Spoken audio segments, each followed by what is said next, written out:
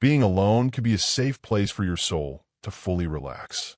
It could sound crazy or even scary, especially if you were taught that love from someone else is the best medicine, that being alone means you're failing, and that healing has to come with someone else.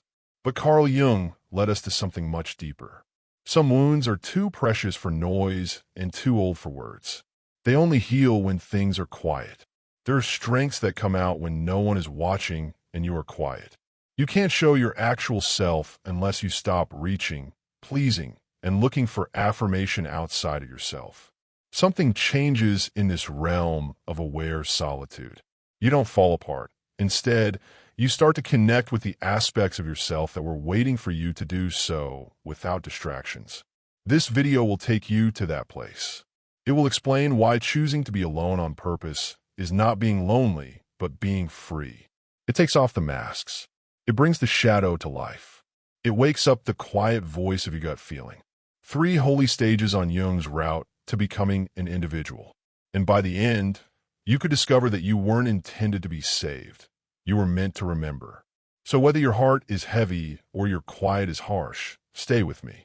You have something inside you that isn't broken. It's just buried. We'll find out how being alone may be the soil where wholeness grows. You're in the proper spot if you want to really feel your emotions, heal, and change your mind.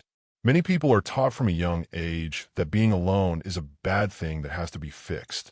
People easily call a quiet youngster distant. People often think that a single grown-up isn't finished. People who live in a world where noise is life see stillness as something to avoid. We fill it with things that keep us from that hallowed moment when the outside world fades away and our inner voice starts to speak. These things include endless conversations and background noise. Carl Jung, on the other hand, saw through this lie. He recognized that we can't find fullness in other people. We wake it up within of us. But modern brainwashing tells us to build our identity on mirrors, to look for love as proof, to make a character that people like, and to be more afraid of being rejected than of forgetting who we are. Over time, this makes a false link where connection turns into dependence and being alone becomes uncomfortable. But being alone just hurts because it takes away the performance.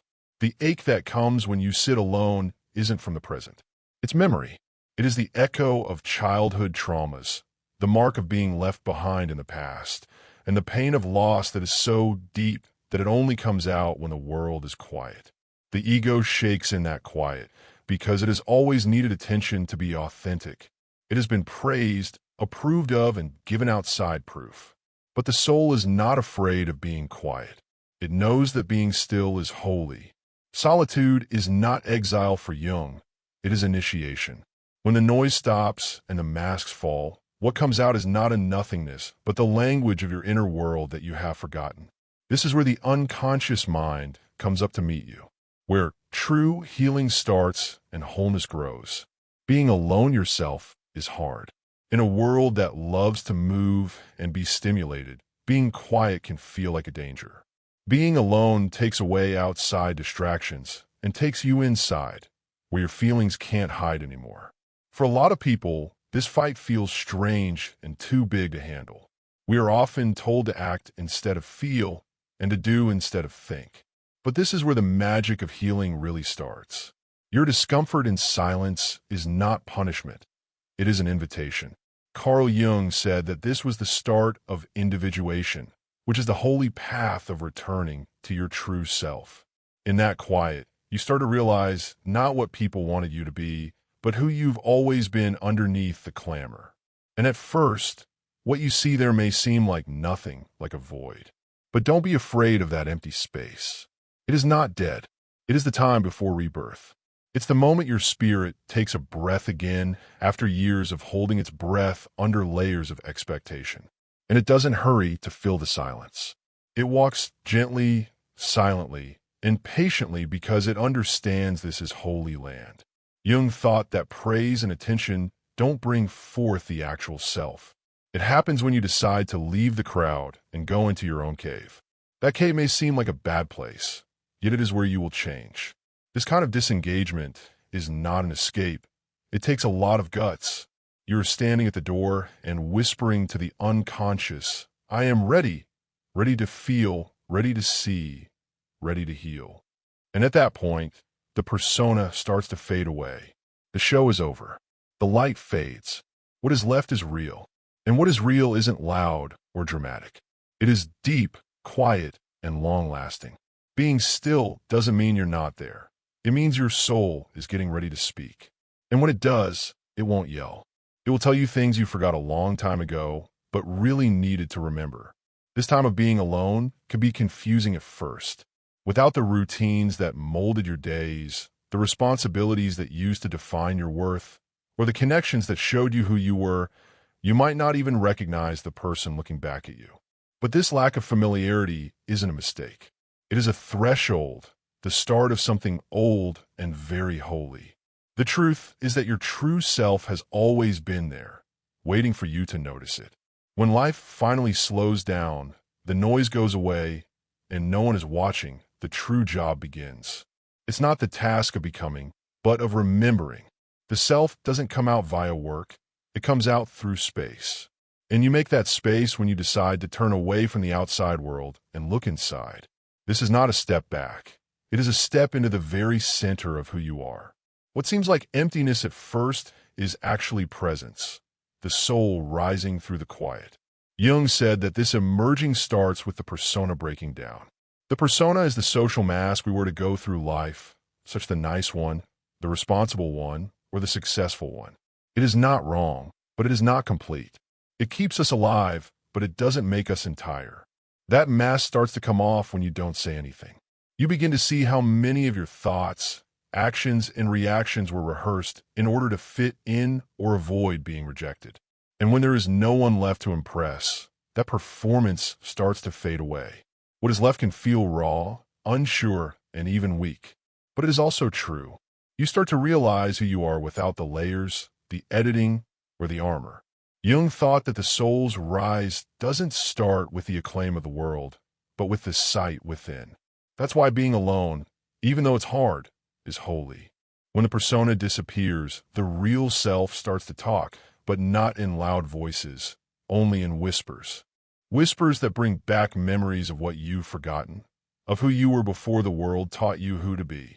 And even though that voice can shake at first, it is holy. It's you. And it has been waiting, not for the world to see it, but for you to finally come home. At this point in the internal road, feelings that have been buried for a long time may start to come up, such sadness, anger, and even anxieties that have no name. Don't think of this as a failure. This is not a breakdown. It is a holy unraveling. The persona protected you like armor for years, keeping the public from seeing your secret scars. The raw facts that were hidden under that mask may finally breathe when it starts to fall apart. You're not weak right now. It is the opening of an old room in your soul that has been waiting for you to come back with the strength to see what is inside. These feelings are not coming up to hurt you. They're coming up so they can be fixed.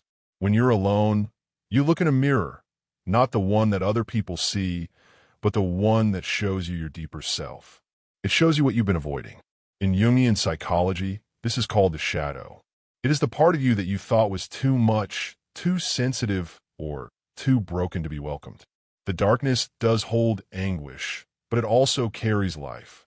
It keeps what you didn't want to feel, not because you couldn't handle it, but because the world around you never let you truly feel it. It starts to talk now in quiet. Some memories are distinct, while others are fuzzy. You feel sad but can't put your finger on why, frustrated but not sure why, and lonely even when you're not alone. This is the time when a lot of people go back to being busy, comfortable, and loud. But if you stay still and listen instead of running away, you'll hear something deeper than the pain, the voice of your unclaimed power. Jung said, "You don't become enlightened by imagining figures of light. You become enlightened by making the darkness conscious." That is what is happening now. You're not being hurt. You're being changed. It won't be easy. At times, you will doubt your strength. Times when you don't know where you are in your own mind. But this isn't the end. This is the holy midway, the dark night before the dawn.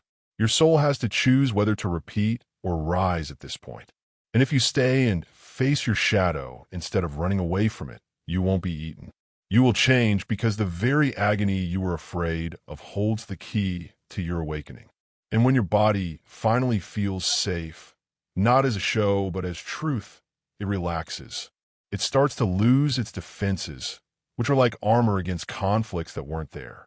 The breath gets deeper. The heart doesn't beat in fear of a threat anymore.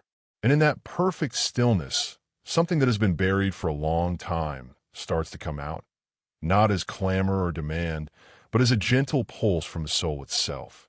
It's not loud. It doesn't scream. It sounds more like a holy whisper coming from a place that isn't thought about. This is intuition, a feeling that comes to you without any cause, but is true. It doesn't ask to be heard. It doesn't try to beat the outside world. It only waits for one thing: your desire to listen. When life slows down, when you stop looking for acceptance from others, and when you stop looking for solutions in other people's eyes, you start to experience a knowledge that can't be taught. Jung thought of this as one of the 4 pillars of the mind. Intuition, which is the soul's quiet voice. It doesn't have to follow logic. It doesn't go up because of math. It is an inner compass that picks up on meaning that goes beyond what you can see. And it only shows itself when there is silence inside.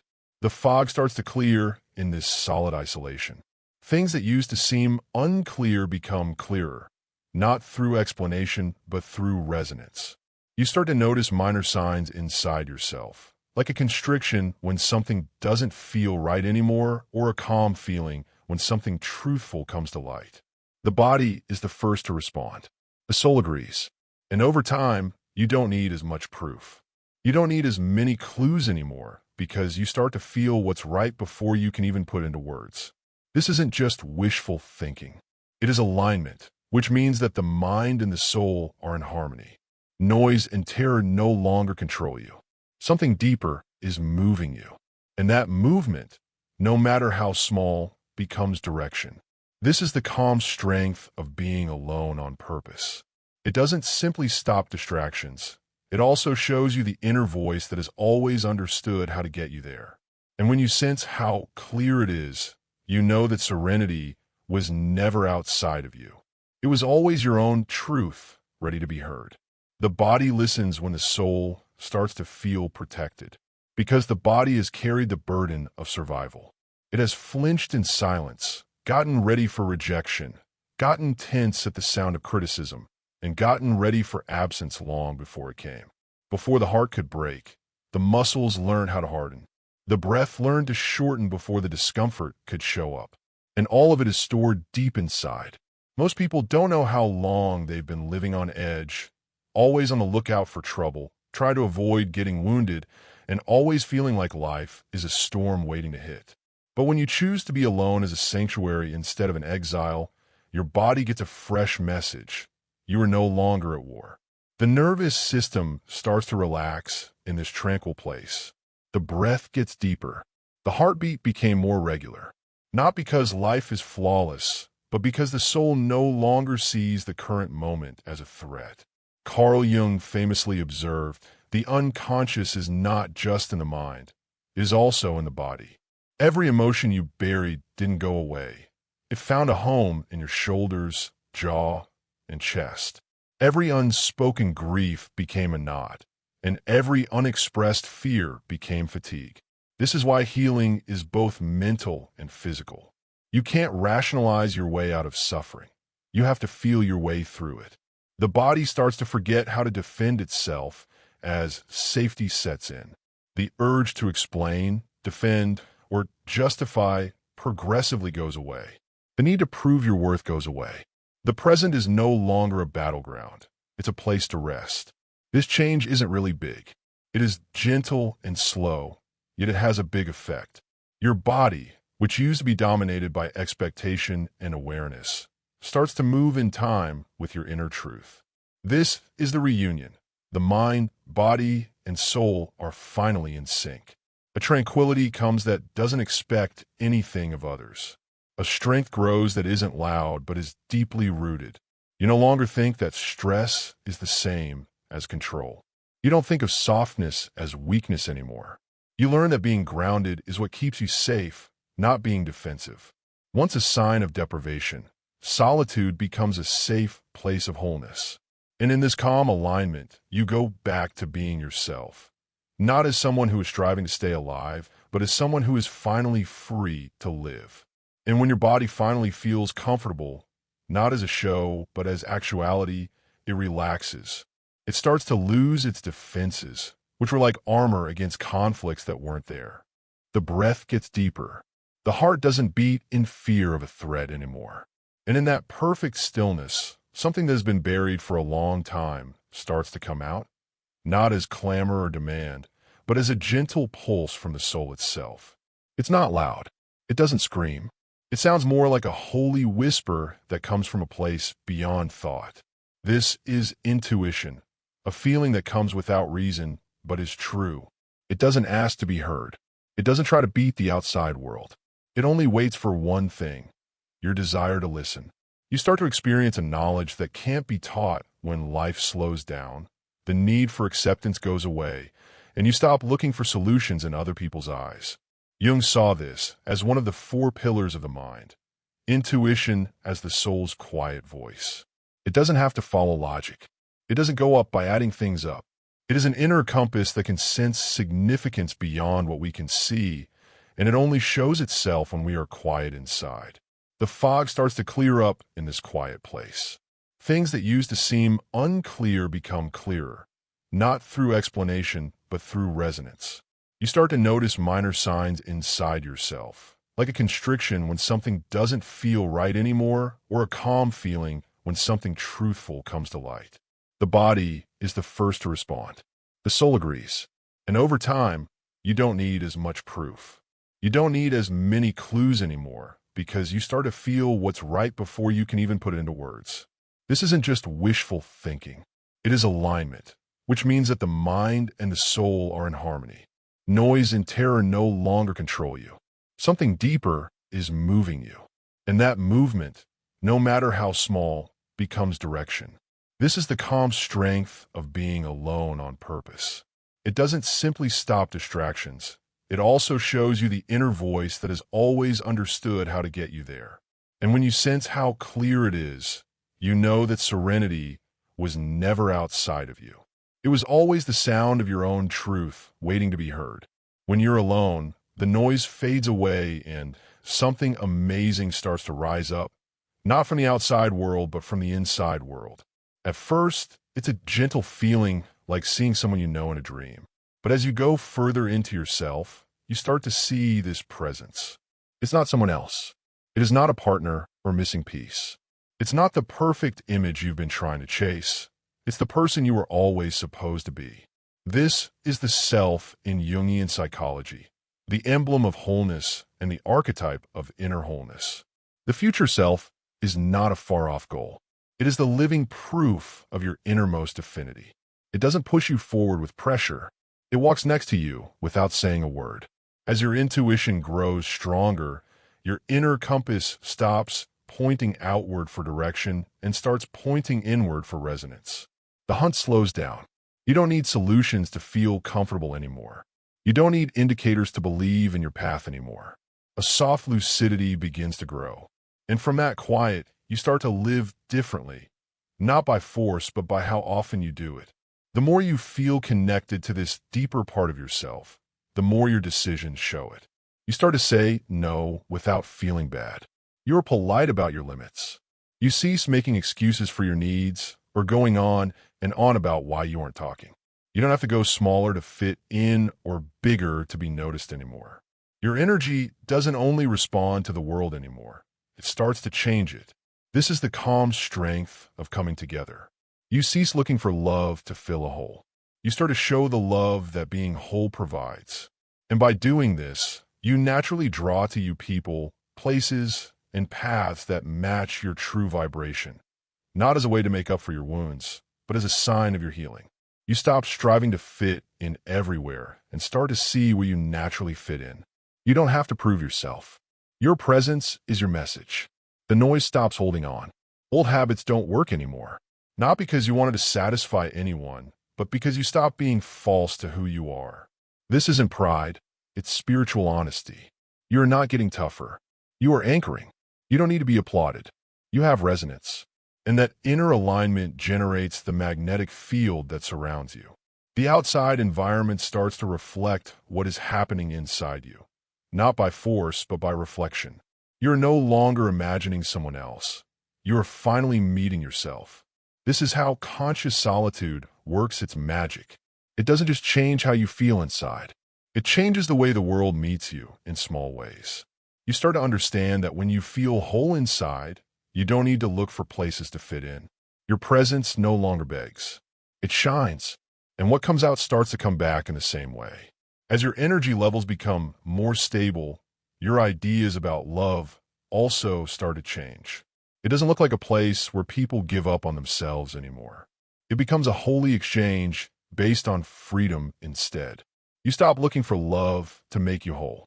You become so whole that you may love without worrying about losing your center.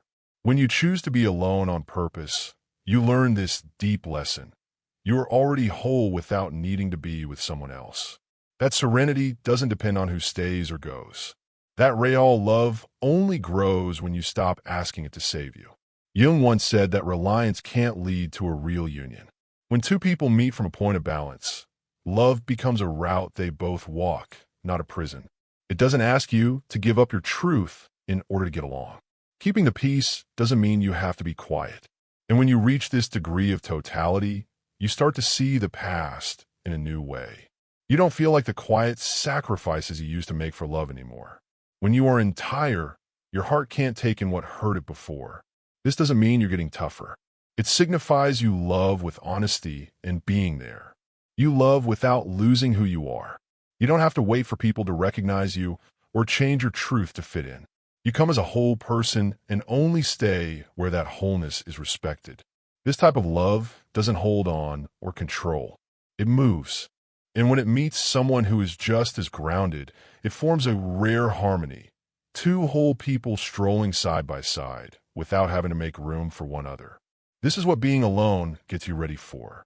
A heart that knows how to love without letting it take over. A soul that wants to connect with others yet doesn't need it to live. When love finally comes, it doesn't look for shattered pieces to fix. It identifies someone who has already decided to stay with oneself through every season.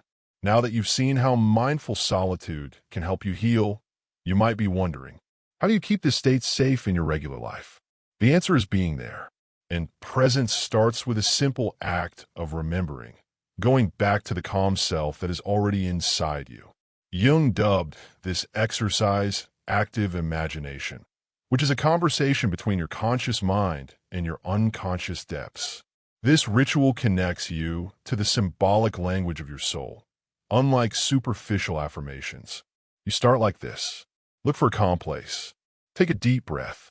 Say again, I am here, not as a phrase, but as a way to bond. Then let an image of yourself rise, one that already lives in peace. Let go. Say something. Take a breath. Say, what did I give up to become this? What else do I need to know? Get the answer without saying anything. Then end with, I see you, and walk toward you. This isn't a dream. It's integration. It brings you back to yourself. It strengthens the connection between who you used to be and who you are becoming. You are not alone. You are full, with strength, truth, and everything else that was once kept quiet for the sake of relationships that didn't see you. You didn't get lost on this journey of solitude. It brought you back to yourself. And now you don't have to chase to feel complete. You don't think being alone means you're a failure anymore. That pain was never leaving. It was the first time they called home. Jung once observed, the most important people we meet are the ones we meet ourselves. This could be the strongest one yet. What came out of this was not coldness. It was clear. It was not isolation that was born. It was honesty. You now have a peace that doesn't need to be explained. A calm strength that doesn't fit in with pandemonium. And if love does find you, and it very well might, it won't be saving empty land. It will locate land that is rich and deep. So think about what changed in you along the way. What did being alone teach you about being present? If you're still here, please leave a comment. My presence is enough. Don't stop here if this message made you feel something. The following video will take you even deeper into the process of healing, growing, and finding yourself. It could be the big step forward your soul has been waiting for. Use it now. Hit the subscribe button, switch on notifications, and join a group that is dedicated to honesty, change, and real inner growth. You're not the only one on this journey. In the next video, I'll see you again as we keep being who we were meant to be.